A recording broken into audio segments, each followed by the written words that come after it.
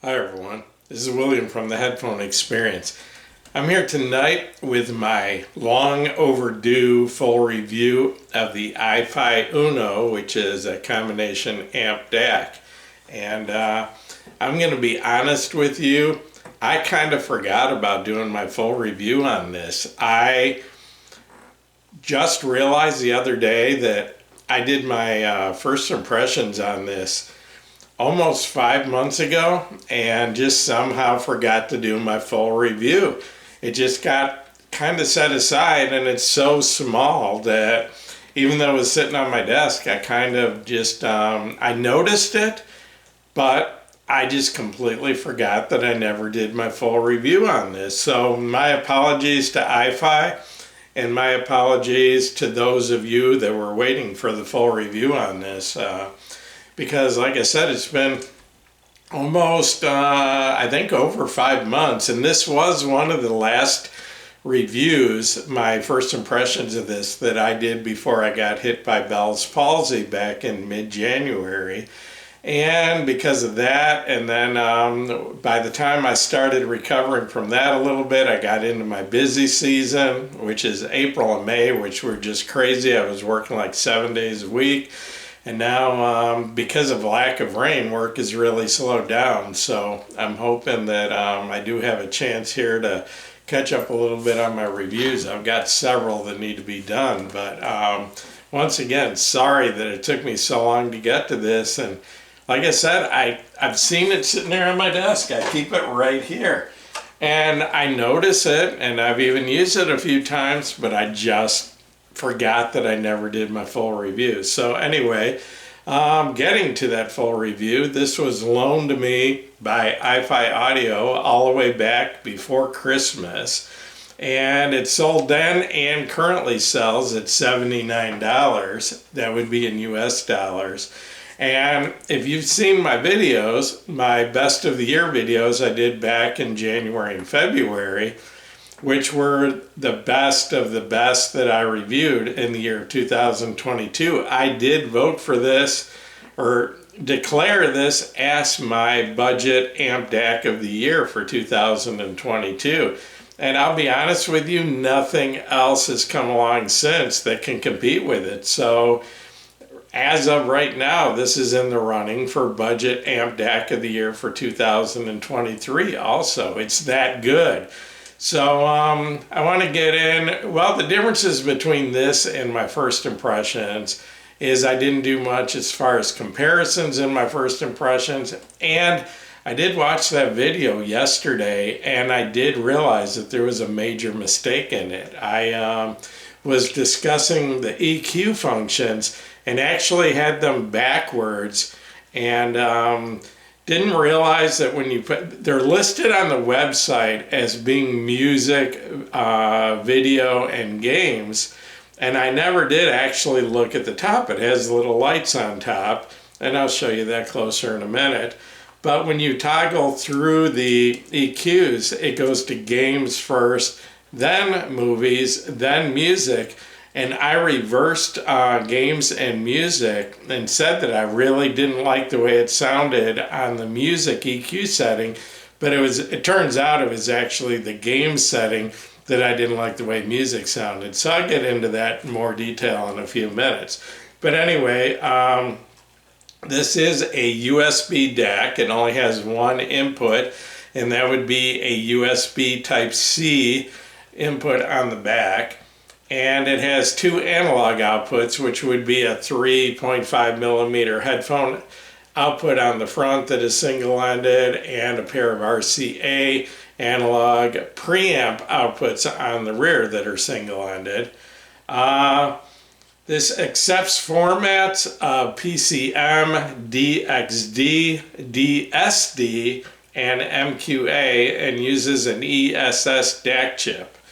The headphone section of this unit here, iFi claims a signal-to-noise ratio of 113 decibels and a total harmonic distortion of 0.02%, and a power output of 211 milliwatts into 32 ohms, or 39 milliwatts into 300 ohms.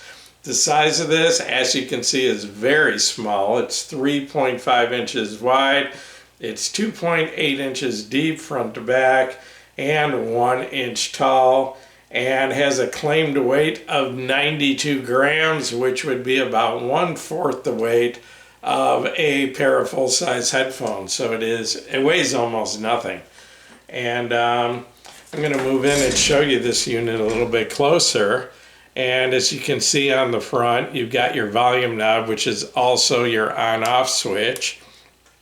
You've got your 3.5 millimeter headphone out, which is single-ended. Then over here, you've got your EQ button, which toggles through your 3 EQ settings and back to off. So there's really 4 settings. And then you've got your, I think they call it power match. Yeah, power match button, which is basically 2 gain stages. You've got a low gain and a high gain. And on the rear here, you've got your 2 RCA outputs, single-ended, and those do have preamp function. Those are controlled, excuse me, those are controlled by your volume control on the front.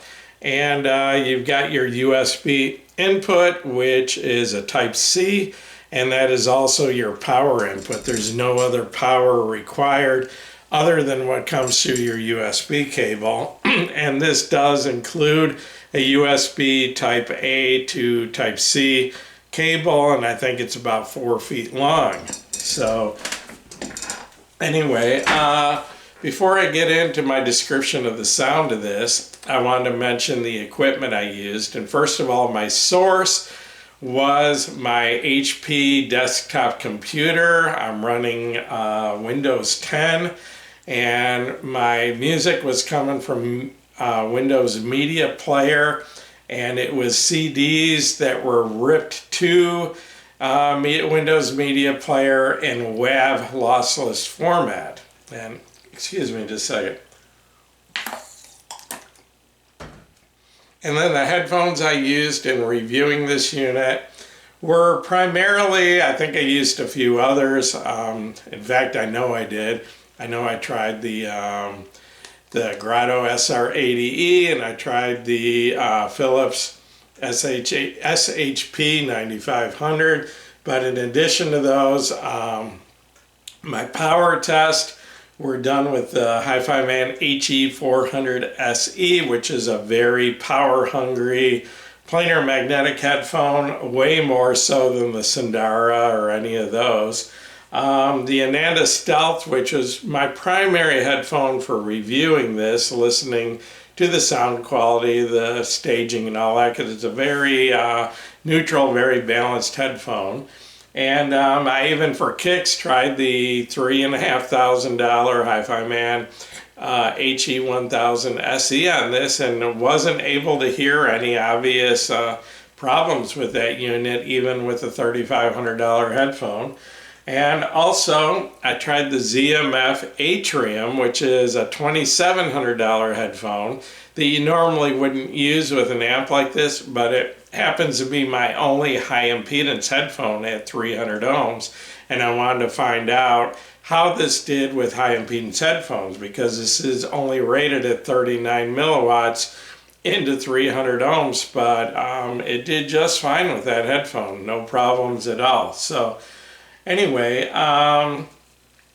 getting into the sound of this, I would describe the sound as basically just a little bit on the warm side of neutral.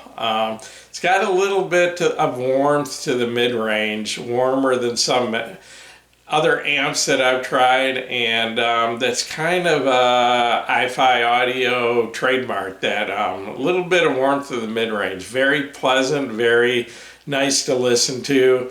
Never sounds dry or analytical, but still has very good detail.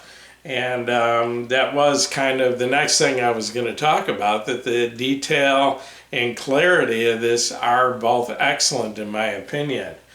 As far as power output, my main power test was done with the Hi-Fi Man HE400 SE, And like I said, that's a headphone that's pretty inefficient, and it takes a lot of power, mainly current. It takes a lot of current from your amp to sound right. If you don't put enough current into that headphone, the bass can sound very flat, very lacking, and not have any dynamics.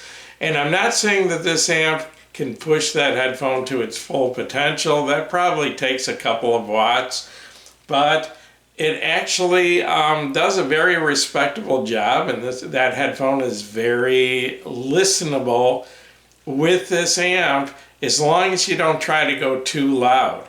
At normal listening volumes with this on the high gain setting, I was at about, and it depends on the recording, what the recording level is, but with most recordings, I was at about 12 o'clock on the volume knob on high gain using that headphone.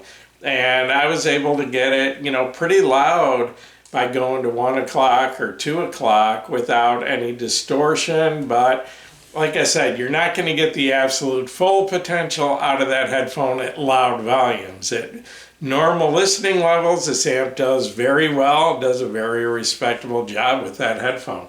Like I said earlier, I did most of my reviewing with this with the Hi-Fi Mandananda Stealth, and on low gain, I was at probably close to 12 o'clock on the volume knob, but on high gain, I only had to go to about 10:30, 11 o'clock on the volume knob to get to normal listening levels. And even with that headphone, which is very efficient, but it is a planar magnetic and it needs a little bit of current. At 9 o'clock, I was just probably at 9:30 before I was hearing any sound. But if you look at the volume knob, this is your on-off switch too. So by the time you turn it to on, you're already at about 8:30. So you really don't start getting any volume, even with an efficient headphone, until at least 9 o'clock. So the fact that with the Ananda Stealth I was only at 11 o'clock, I was still, at pretty low power on this, and it very easily drives that headphone and does a very good job with it. So I said in my first video that I would try this with a high impedance headphone, because there's going to be people out there that want to use this. Probably not with a ZMF or something like that, but Sennheiser and some other brands do make some lower priced high impedance headphones that might, the owners of those might be considering this amp. And with the 300 ohm ZMF Atrium, this actually did a very good job, and normal listening level with this on high gain was once again at about 12 o'clock. And by going to 1 o'clock or 2 o'clock, I could get very good volume out of that, and it had a really decent sound out of this. It had good, solid, controlled bass, and once again, this amp isn't going to take that headphone anywhere near its full potential, but especially at louder volumes. But at normal listening levels, this amp does a very good job with the 300 ohm ZMF Atrium. So there's a couple things that I noticed since I did my first impressions on this. One thing that I didn't pick up on when I first reviewed this, that I recently did notice, that the volume control has a little bit of a delay on it, where if you say you turn the power on, and then you turn it up to like 12 o'clock, there's actually about a 2-second delay before the volume reaches full level. So say I left this, say I'm switching between headphone amps. I've got them hooked up to my computer, and I've got a USB bus, powered USB bus that I can switch back and forth. Well, say I leave this at 12 o'clock and I switch off one amp and switch back to this one and have my headphones on. When this comes on, it doesn't instantly go to full volume. There's about a 2-second delay where where over that 2 seconds it gradually goes to full volume. Now, I'm not sure how that works, because this does have an analog volume control, but somewhere in the circuitry there is that short delay, so you don't just get an instant blast and blast your ears out you got the volume too high. The other thing I did want to point out is in my first video, I was talking about the EQ function. And I said that I really didn't like the music setting. Well, like I said, on the website, it lists music first, then movies, and then games. And I guess I just never looked at, there's little symbols on the top here. You can probably see them. And the first one here is games, then movies, and then music. And when you toggle through the settings, it goes to this one first, then this one, then this one, and then off. Well, when I toggled it on, it was going to games, but I thought it was going to music. And if I listen to, I'm not a gamer, so I couldn't tell you how it works out for games. But when I played music through it on the game setting, I described it in my first video as being very vivid, but very fatiguing. And I used the example, it's like if you go to the store and go shopping for TVs, the TVs at the store, because of the bright lights, have a vivid setting, which makes the color and contrast very intense, and it looks great in the store, and it might even look great in your house until you turn the lights down and sit down and watch a movie for a couple hours and you end up with eye fatigue. Well, that setting, the game setting, is like that. It's like a vivid setting. It just makes everything more vivid, more punchy. And it sounds cool for a couple minutes, but I find it very fatiguing to listen to music. But that's not what it was intended for. It was intended for games. And like I said, I'm not a gamer, so I can't tell you how it works out with that, but it might be just fine for games. The movie setting, I don't care for as far as listening to music because it brings the mid-range forward. So when you're listening to movies, it makes the dialogue stand out more and more clear. And, so you can hear the dialogue among the background noise. And for music, it brings the mids too far forward and makes it kind of shouty sounding. Okay, I said in my first video I didn't especially like the music setting. Well, now that I know where the music setting is and I'm actually listening to the music setting, it's not bad at all. And basically what the music setting on the EQ does is it basically just gives a little bit of a V-shaped EQ where it bumps the bass up a little bit, and not a big huge bass bump like on the Zendak, which bumps it up 12 decibels, but I would say it's more like maybe 4 decibels, something like that. And I think it bumps the treble up just a little bit. So what it does, it just gives the music a little bit of a V shape, emphasizes the bass a little bit and the treble slightly. And it actually sounds very good, especially at lower volumes. Or if you're listening to a headphone that you just want a little bit more bass, and a little bit warmer sound, it does do that. So the music setting is actually very nice. And then the off setting obviously is just flat, no EQ. So I did want to compare this to a couple of different units, and I wanted to mention I did try this as a standalone DAC. So I used the preamp outputs, and I wasn't even sure if they were fixed or preamp, and I did confirm they are preamp outputs. So using this as a standalone DAC into another amp, you want to set the volume all the way to max, and there didn't seem to be any distortion or anything doing that. You could back it off a little bit, but in the case I used a JDS Atom amp, and I set the volume on this at 100% and then controlled my volume with the JDS, and it worked out real well that way. And I did want to mention that the power match button, your gain control, makes no difference. It has no effect on your preamp outputs. And then also it seems that the EQ button doesn't seem to affect the preamp outputs either. I went through them several times and I didn't hear a difference. So either the EQ isn't hooked up to the preamp output at all, or if it is, it's a lot more subtle than its effect on the headphone output. But anyway, I did use the JDS Atom, and comparing the Atom amp to the built-in amp in this, it does have substantially more power. I think that's rated at 1 watt into 32 ohms, where this is 211 milliwatts into 32 ohms. And basically the Atom amp does, with easier to drive headphones, I don't really notice a difference in dynamics, but with the harder to drive headphones like the 400 SE from Hi-Fi Man, the Atom does have a little more punchy, more dynamic sound because it does have more power backing it up. And it does, you know, take advantage of that hard to drive headphone like that better than this amp does.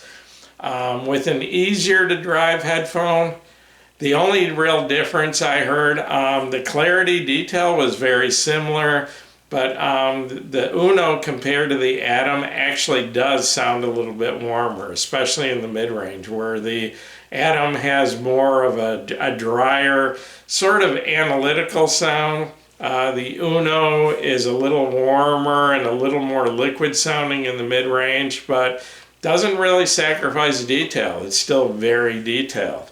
I did compare this to the Zendak, and that would be the version 1 that I have sitting behind me here. And the version 1 did sell for $129 at the time I got that a couple of years ago. I believe they're on the version 2 now, and I think that sells for like $199. And I don't know how much different it is in the version 1. I haven't heard it. But comparing the Uno to the version 1 of the Zendak, from the single-ended output of the Zendak, they sound almost identical to me. Very, very similar. I will admit that the Zendak, I thought that the balanced output sounded slightly better than the single-ended output of the Zendak. I thought it had a little bit more width and a little bit more depth to the sound stage. But comparing this, and this is only single-ended, to the single-ended output of the Zendak, I found them to be almost identical in sound and very similar in power.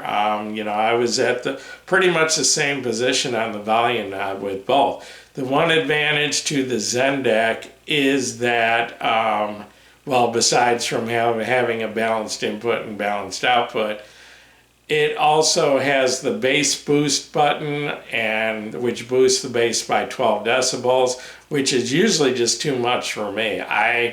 Unless I'm listening at very low levels, 12 decibels of bass boost is too much for me with any headphones, but I know that that's very popular. I know a lot of people love the Zendak because of that bass boost. So this doesn't have the bass boost, but this does have the EQ setting, which on music puts it a little bit closer to the Zendak with bass boost on, but not all the way there. I also compared this to the Hi-Fi Man EF400, which isn't a fair comparison because that's like, what, 5-6 times the price. It's like a $500 DAC amp. And at low volumes and with an I would say normal volumes and an easy to drive headphone, there's not a whole lot of difference. The Hi-Fi Man EF400 does sound a little bit richer, a little bit warmer, and the music just has a little more weight to it. But when you get into a harder to drive headphone, that's where the big difference is. The EF400 just has huge amounts of power. I think that's rated at 4 watts per channel into 32 ohms, and it just takes total control of a hard to drive headphone like the HE400 SE or like the Hi-Fi Man HE560. A hard to drive headphone, it just takes total control, where if you tried to listen at louder volumes with a hard to drive headphone, the bass is going to start getting a little bit soft, a little bit It's going to lose dynamics, lose weight. So no, this can't compete with the EF400, but like I said, that's a $500 amp DAC, and this is $79. So bottom line, this is incredibly good for the price of $79, in my opinion. It's a very good DAC, very clean, detailed sound. It's a very decent amp unless you're trying to listen to hard-to-drive planar magnetic headphones at high volumes. Then it might come up a little short, but at normal listening levels, even some of the harder-to-drive planar magnetics, it does a very respectable job. So who do I recommend this to? If you are using the headphone output on your desktop computer, your laptop computer, whatever, you are going to have a huge increase in sound quality by using this in between, by running from your USB output into this. Nothing else required, no external power, nothing, just the USB power. The DAC in this and the amp are going to be many, many times better than the built-in amp and DAC in your laptop, in your desktop computer. My desktop back here has a headphone jack on it, and it has a ton of background noise. It has very low power, no dynamics. This just sounds so much better. So if you're doing that, listening out of a headphone jack out of your laptop or whatever, stop doing that right now. Spend $79. Get one of these and you're going to enjoy much, much better sound, especially if your headphone isn't extremely easy to drive. If it needs any power at all, this is just going to make it a lot better. So I mentioned earlier, this was last year's budget amp DAC of the year, and so far it's still right there in #1 spot. Nothing else has come along yet that can compete with it, not at this price. I mean, you know, to get an amp and DAC for $79, and both are very respectable, I don't know if anyone else is going to beat that. So this very well may end up being my budget amp DAC of the year again this year. So yes, I highly recommend this. Excellent for the price. So anyway, gonna wrap this up. Once again, this is William from the Headphone Experience. If this video has helped you, please give me a thumbs up. Please subscribe to my YouTube channel if you haven't already. I'm just a couple members or subscribers away from hitting the 4,000 subscriber mark. And you're all welcome to join us over at the Headphone Experience on Facebook. We are at almost 24,000 members. And when I did my first impressions on this, we were only a little over 20,000. So it's grown by like almost 4,000 members since I did my first impression on this. And once again, my apologies to iFi. I was starting to wonder why I hadn't heard from them, and I guess they were waiting for me to get my full review out on this, and I just, like I said, between having Bell's palsy and struggling to do videos and then going into my busy season, I just kind of set this aside and forgot that I did my full review, but here it is, and my apologies to those of you that were waiting. I hope I answered your questions, and once again, thanks for watching my video.